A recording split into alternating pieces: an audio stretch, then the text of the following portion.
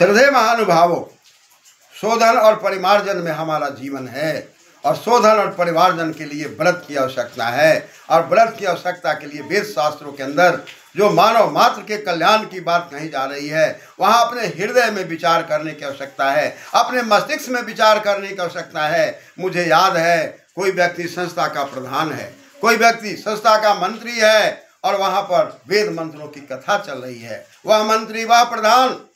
जो दान के रुपयों को, दान के पैसों को लेकर पॉकेट में डाले हुए है, 2 दिन तक मंत्र सुनता है, 3 दिन तक मंत्रों का प्रवाह सुनता है, 4 दिनों तक सुनता है, 5वें दिन वो आता है और मुझसे कहता है, आचार्य जी आपने जो मंत्रों का पाठ किया, आपने जो मंत्रों के अंदर अभिव्यक्ति बताई, उससे मेरी आत्मा हिल गई और हिलने के बाद मैंने जो गलत तरीके से प्रधान बनकर मंत्रीपन करके संस्था के पैसों को हिलोर किया है, आज मुझे इच्छा नहीं हो रही है कि अब मैं उस पैसे को अपने पॉकेट में रखूं, अतः मैं गुप्त दान करना चाहता हूं।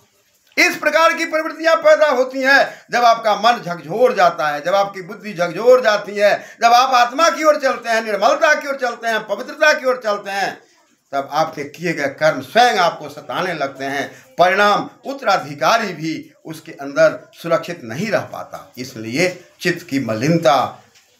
और वाणी की मलिनता से ऊपर उठाने की आवश्यकता है, वाणी के शोधन की आवश्यकता है और देखते हुए देखने की आवश्यकता है, सुनते हुए सुनने की आवश्यकता है और सुनने में देखने में न्याय संगत की आवश्यकता है। चाहे मेरे सामने कोई असहाय व्यक्ति खड़ा हो, चाहे कोई बड़ा व्यक्ति खड़ा हो, हमें सही तरीके से निर्णय देने की आवश्यकता है। तब हम समाज को सही दिशा ले कर चलेंगे, जहाँ क्लेश रहित हमारा समाज होगा, जहाँ आनंदमयी समाज होगा। धन्यवाद।